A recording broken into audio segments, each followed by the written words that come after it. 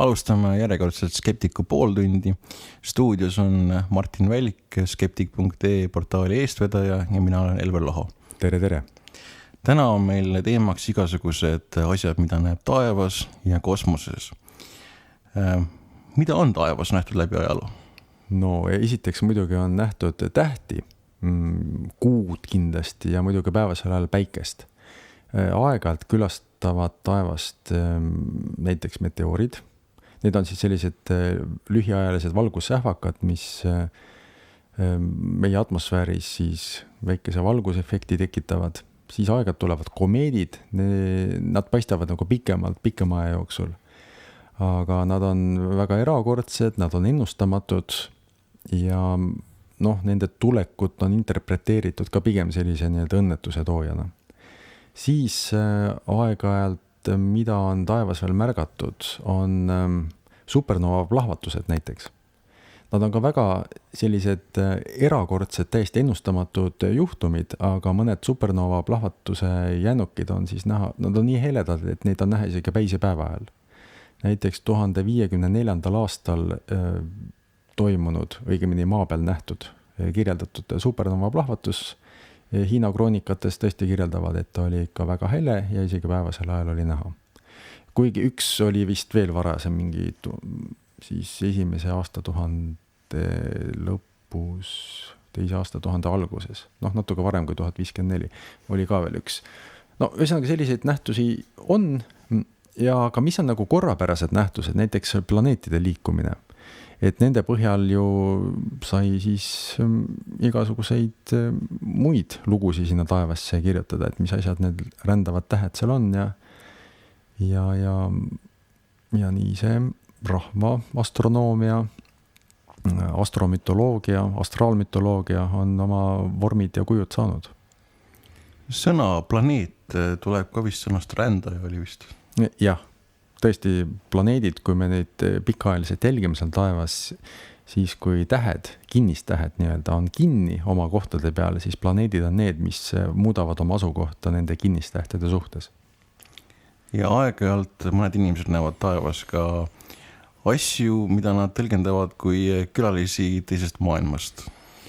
Jah, see, et taevas on nähtusi või taevas nähakse nähtusi, mida ei oska kohe kuhugi liigitada, et ta ei pruugi olla planeet, ta ei pruugi olla mingi muu tuntud või temale tuntud taevanähtus, siis kõige esmane liigitus võiks tõesti olla UFO ehk tundmatu lendav objekt. See muidugi ei tähenda seda, et ta ilmtingimata kohe oleks tulnukas kaugest tsivilisatsioonist, vaid lihtsalt ta on tundmatu, ta lendab ja on mingisugune objekt.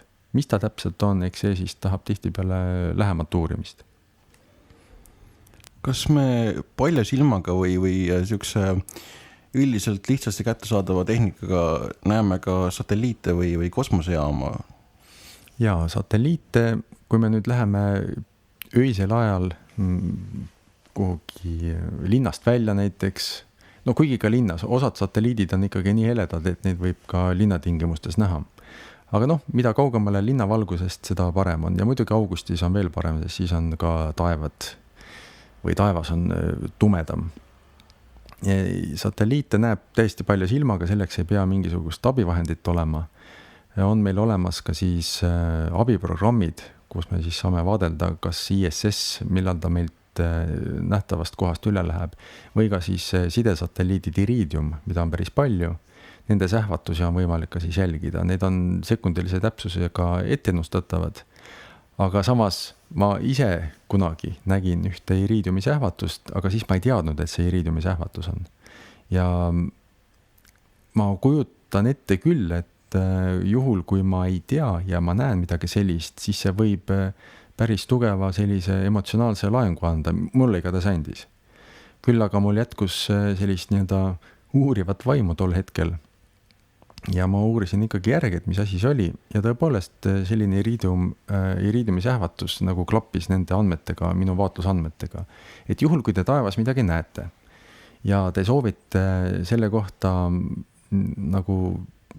midagi järgi uurida või täpsemalt uurida, mis on, siis kindlasti tasub neid tähelepanekuid siis üles tähendada. Noh, loomulikult, et mis kell asi toimus, mis kuupäeval, kus kohas teie vaatlushetkel olite, mis suunas taevas mingit asja nägite, kui kõrgel horisondist see oli, ilmakaarte suhtes, mis suunas, kui taevas on näiteks ka tähti näha ja te tunnete tähtkujusid või tähti või ka planeete, eks ju, siis ka suhe, et kus ta siis oli, kas suurest vankrist allpool või Arcturusest vasakul või Saturni kohal või no, kus iganes, eks ju, või oli kuu taevas, eks ju, siis, et kus kohas ta siis kuu suhtes asus.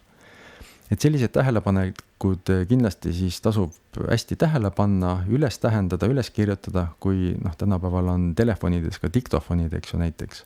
Et kas või oma diktofonis rääkida ära, sest tihtipeale juhtub, et kui ma hakkan pärast meenutama, siis teatud detailid võivad moonduda.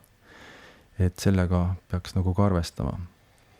Nii, aga kui ma näen midagi huvitavat taevas, millest mina aru ei saa, mis see võiks olla, kõik need andmed panen kirja, mis ma tol hetkel saan, tänapäeval on nutitelefonides on olemas ka GPS, on olemas kompass, mul on täiesti väga hästi võimalik kindlaks teha, et kus ma olin, mida ma nägin, vähemalt üles tähendada, aga kuidas ma saan hiljem teada, et mis see olla võis, et kust ma võiks uurida neid andmeid?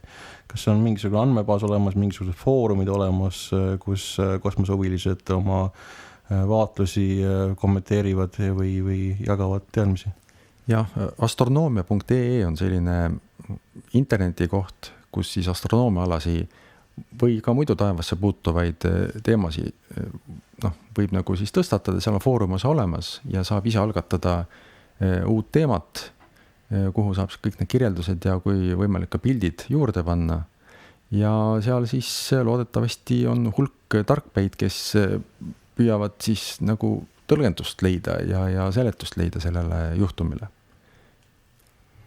Kui lihtne oleks mul teistes sellistes sagedusalades, mitte ainult nähtavas valguses, vaid ka näiteks tegeleda raadioastronoomiaga, kui mind huvitaks selline asi, et kas mul on võimalik kuulata seda sidet, mis on ISS-i ja maa vahel või mingisuguste muude kosmosejaamade või mingid muid andmeid, mis sealt tuleb alla? Jah, see on küsimus pigem meie raadioamatööridele ja ka mina selle koha pealt tõesti midagi öelda ei oska. Aga raadioamatöörid on Eestis täiesti olemas ja üks asi, millega näiteks hiljuti tegeleti, oli selle sama S-Cube'i signaali püüdmine. Et see oli nüüd küll raadioamatööride vahenditega püütav.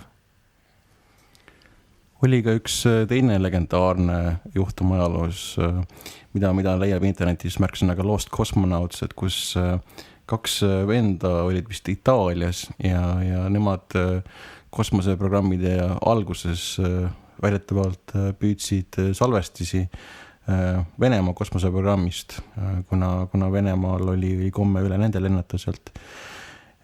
Ja väidetavalt nad kuulsid mitme kosmonaudi hukku, kellest ei ole avalikult räägitud, et oled sa uurinud seda tausta? Ma arvan, mulle tundub, või minule teadaoleva info järgi, et neid väga palju ei usuta, aga samas keegi ei ole ka põhjalikult ümber lükanud neid väiteid. Ma jah, seda juhtumit ei oska ka väga kommenteerida, ei ole kursis, aga juhul, kui neil on mingid salvestusi, siis loomulikult need salvestused on ju tõendusmaterjal millegi kohta ja neid on võimalik uurida ja nende autentsust siis kontrollida, et andku ka vihta. No nii, aga kui me läheme kosmosesse, siis tekib inimestel palju küsimusi, et kas seal on ka kedagi ees ootamas, et millised on meie parimad andmed selle kohta? Praegused parimad andmed räägivad sellest, et väga paljude tähtede ümber, mida me oleme nüüd suutelised vaatlema, tiirutab hulk planeete. Ja nendest planeetidest, väga suurest hulgast, mida nüüd on vist loendatakse juba tuhandetega, need eksoplaneete, siis väga paljud nendest planeetidest asuvad nii-öelda sellises elatavas tsoonis selle konkreetse tähe ümber. Nii et need on need parimad andmed, mis meil praegu on, neid andmed muidugi veel analüüsitakse, kosmosemissioonid jätkuvalt käivad, planeete leitakse juurde, nende omadusi uuritakse aina rohkem ja rohkem juurde. Ja pole sugugi võimatu, et leitakse mõni maasarnane planeet õige pea. Loomulikult see avastamine sai alguse nendest suurematest planeetidest, mis on siis Jupiteri suurused ja veel suuremad, eks ju. Kuna nad on suured, neid on lihtsam leida sealt kaugelt.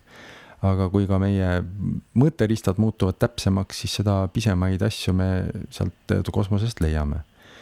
Ja kui saab piisavalt andmeid kogutud, siis võib-olla isegi atmosfääri koostise kohta on võimalik teatud andmeid nagu välja lugeda. Nii et see on põnev valdkond ja tulevik on väga helge nagu selle koha pealt, et me saame väga palju huvitavat infot kaugete eksoplaneetide kohta.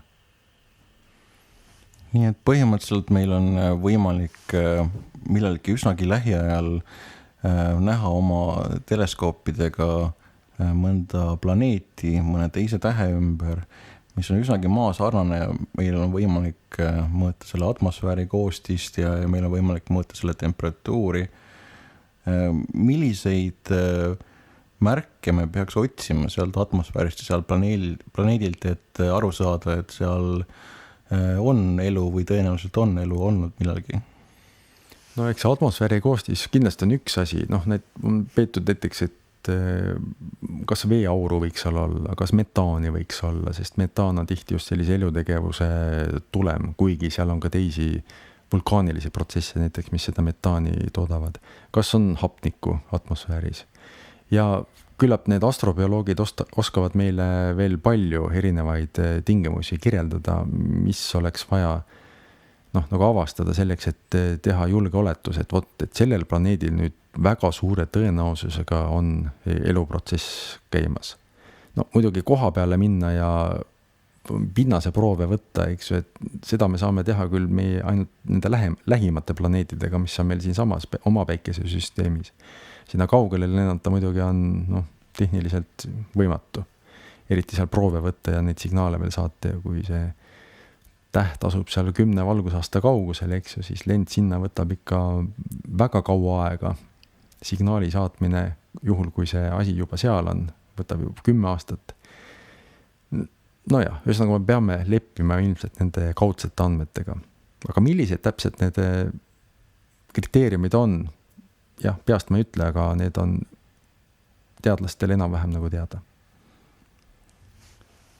Me oleme korduvalt üritanud leida Marsilt mingisuguseid elumärke, et on olnud Marsi meteoriidid, kus on väljatatud mingisugused bakterite fossiilid või vähemalt näeb välja, nagu see oleks niimoodi.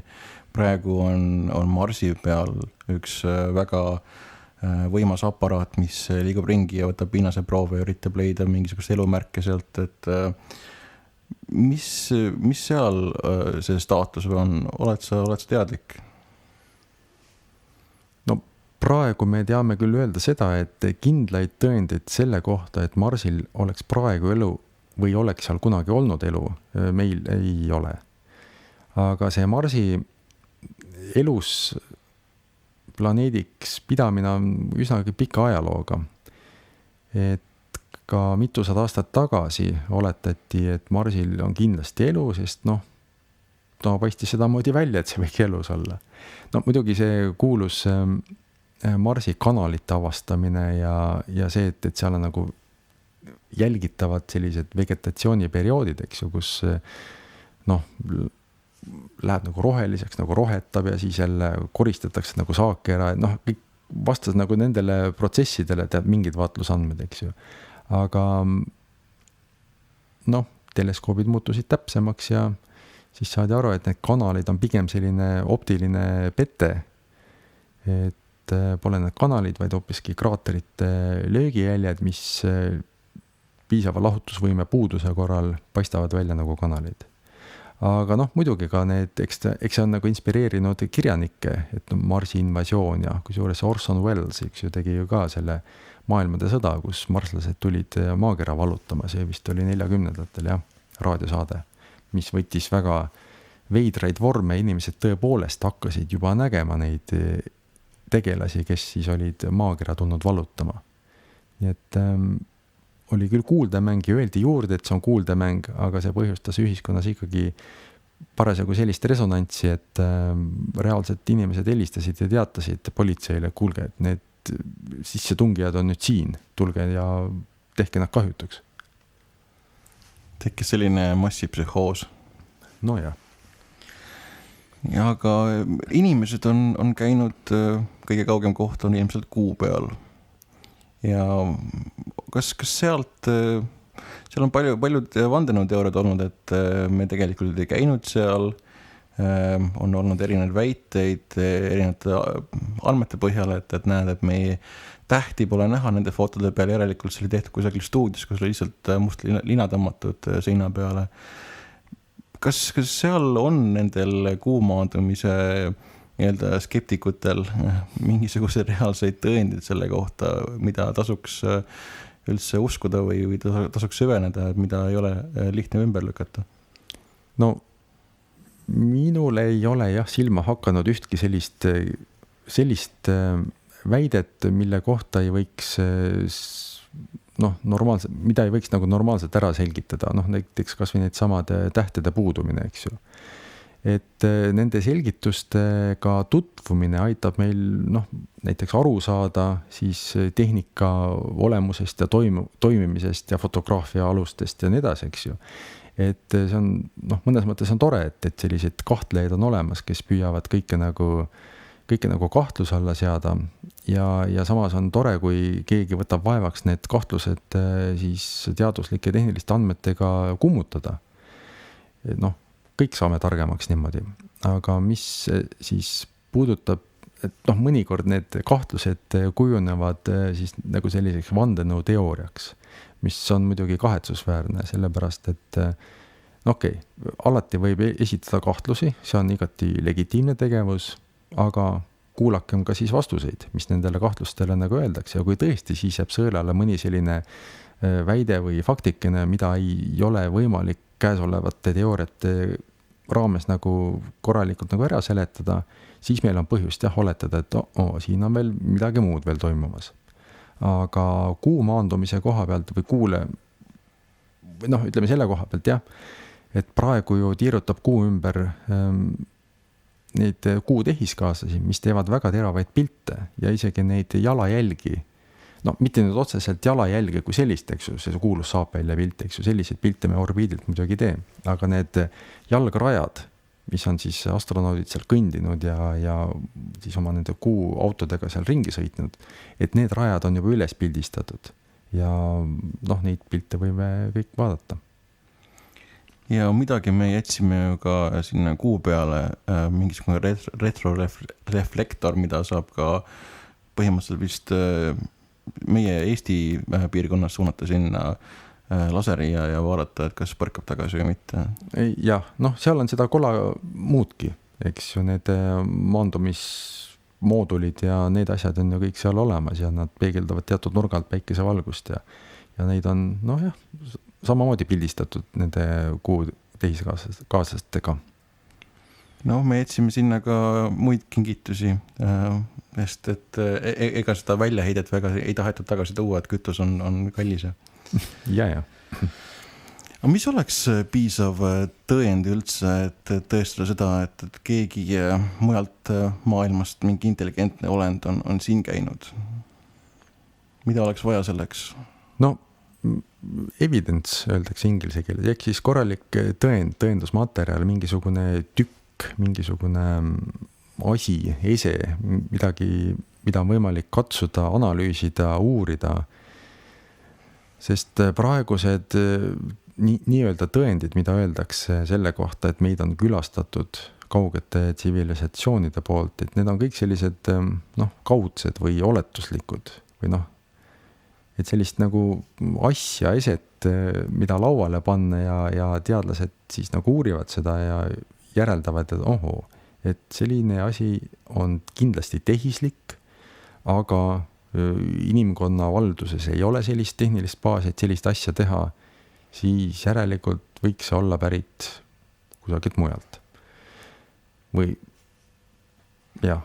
eks ju mingisugune eluvorm, mille pärilikkusainet uurides selgub, et võib-olla ta ei olegi DNA põhine, eks ju, see pärilikkuse edasiandmine, võib-olla on ta mingisugusel muul.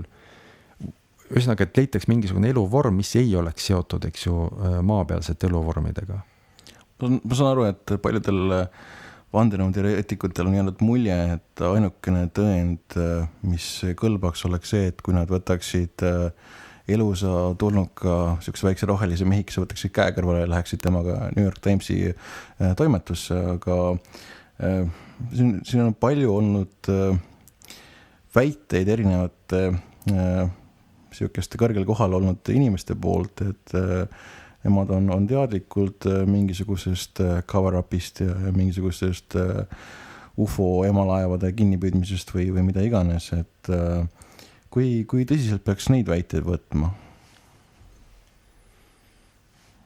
No mina selliseid väiteid ei oska tõsiselt võtta, sest et nad on kõik nagu ikkagi jutu tasemel ja kui tuleks mingi tulnuk emalaev, miks ta peaks, kas temal on kuidagi informatsiooni selle kohta, et kuidas meie nende võimu hierarhiad siin toimivad ja lepib näiteks kõigepealt mingite presidentidega kokku, et kellele ma nüüd ennast näitan ja kellele ma ennast ei näita. Ei tea, seal on ühesõnaga nii palju nüanssi ja küsimusi, eks ju, et ja kui näiteks mingisugune tulnuka emalaev meil siin tõesti nagu ringi liiguks, eks ju, siis tegelikult on tänapäevastel astronoomahuvilistel piisavalt palju sellist tehnikat käes, millega teha väga teravaid ja väga häid pilte ükskõik kus kohas maailmas asud, eks ju. Ja puht praktiliselt on võimatu kõiki neid amatöörastronoome sundida oma suud pidama, juhul kui neil on mingisugune pilt või tõend selle kohta, et seal on mingisugune tulnukat emalaev tiirutamas ümber maakera või kuu taga peidus, eks ju.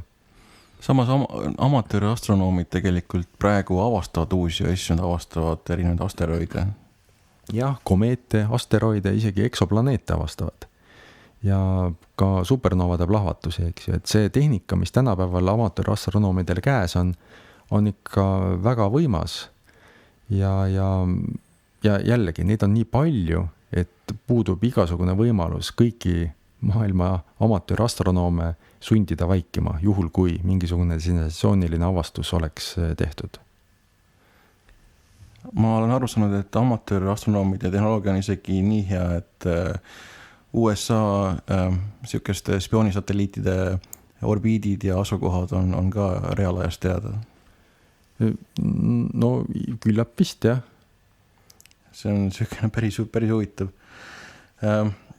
Hiljuti oli see NSA luureskandaal, kus härra Snowden tuli välja terve hunniku dokumentidega, et isegi vist dokumentide tasemel ei ole olnud lekkeid läbi ajaloo selles valdkonnas, et kus keegi oleks toonud mingisugused valitsusdokumendid päevavalgele, kus väidetakse olevat tulnukad olemas.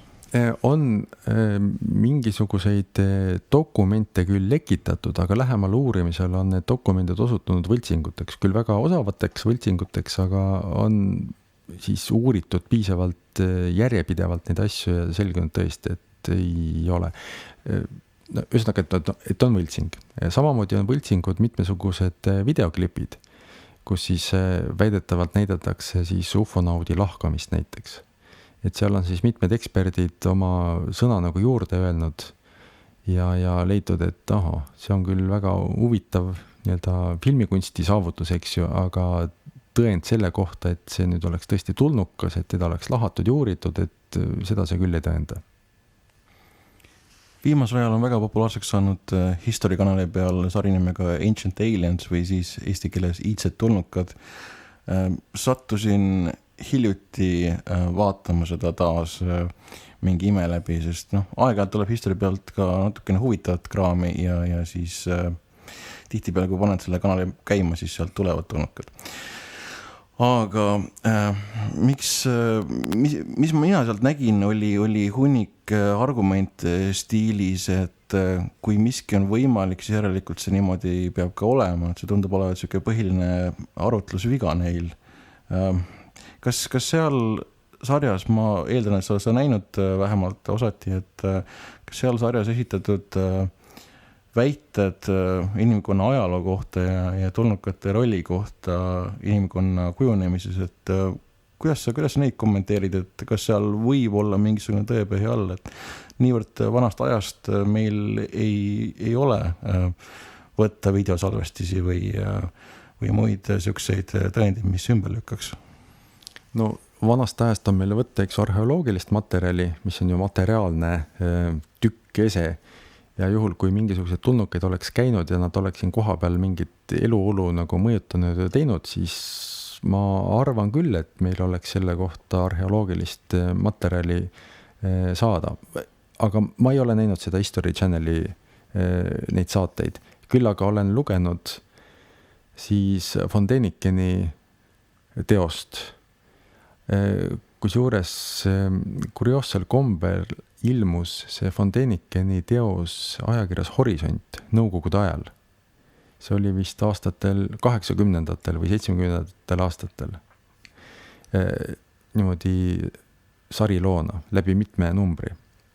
Ja tol ajal, ma siis olin koolipoiss, oli see kindlasti väga huvitav lugemine, sest see fantaasialend, mis seal oli väga väga nagu lennukas ja väga põnev ja väga huvitav, väga mitmesugused erinevad seoseid toodi välja, mille peale, kuivõrd ma ajalugu ei olnud ju tolleks ajaks veel nii palju õppinud, eks ju, siis tundus kõik see väga nii-öelda võimalik. Aga hiljem juurde õppides ja haridust omandades sai ikka nagu väheke selgemaks, et kuidas nüüd inimkond on kujunenud, kuidas ajaloolised protsessid üldiselt nagu toimivad, ja see nagu kipub välistama nagu sellise tulnuk invasiooni või tulnukmõjutuste võimalikkuse.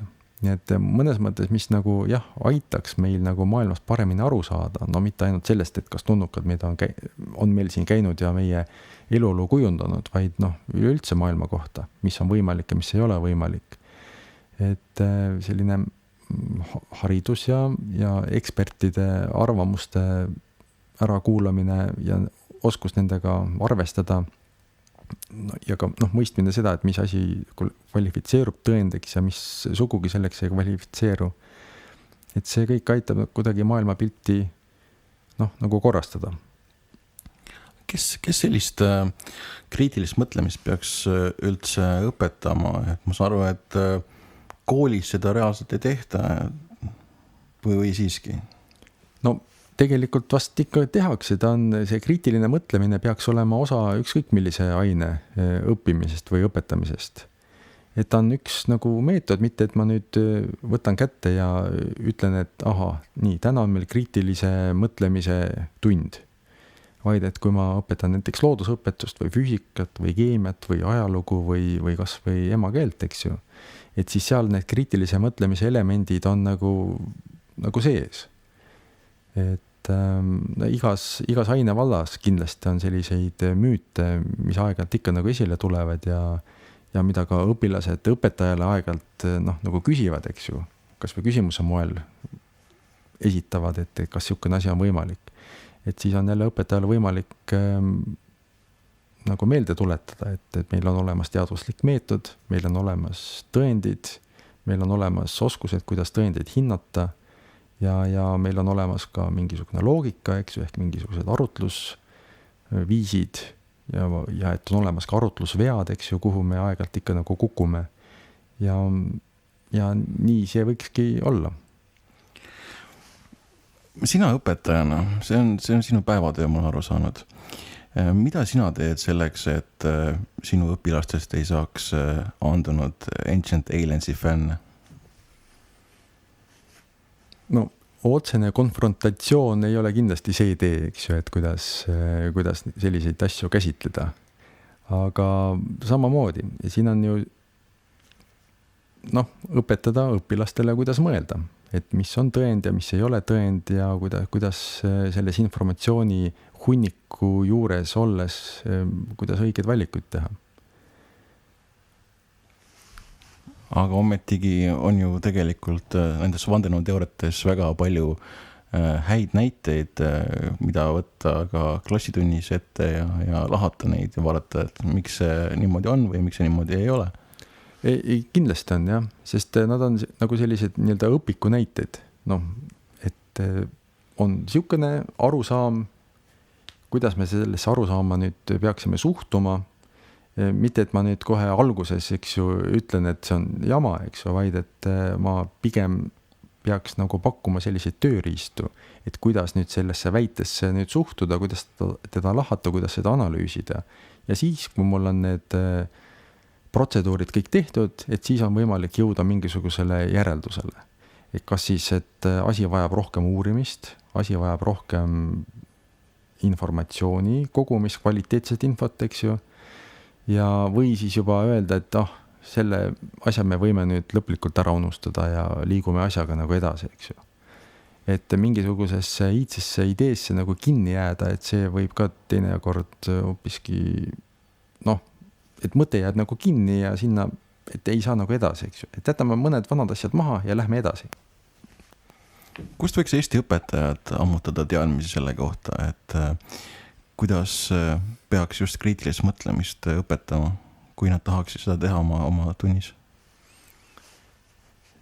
James Randi haridusrahastu töötas nüüd välja just kooliõpilastele mõeldud kriitilise mõtlemise õppeprogrammi või ainekava. Ma küll ei ole veel sellega tutvunud, aga kavatsen seda lähiajal teha. Kui ma need materjalid kätte saan ja oma pilguga nagu läbi vaatan, siis ma arvan, et ma nii mõnegi elemendi sealt saan oma tundides ka rakendada. Ja kui tegelikult ma arvan, et õpetajad teevad koolis seda praegugi. Kes rohkem, kes vähem, kes teadlikumalt, kes vähem teadlikult.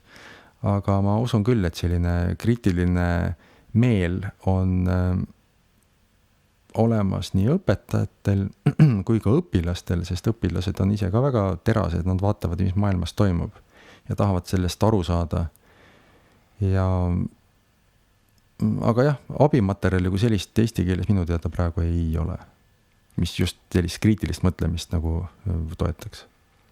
Mõnes mõttes võib-olla haridusministeerium tegemata töö, et äkki peaks tegema? Ma arvan, et ministeeriumil on ka palju muud teha. Aga selline õppekavades on nimetatud ära küll, et selline analüüsivõime, et see võiks nagu õpilastel pidevalt nagu areneda ja edeneda. Aga loodame parimat. Tänaseks on aeg otsas ja nägemiseni järgmisel nädalal.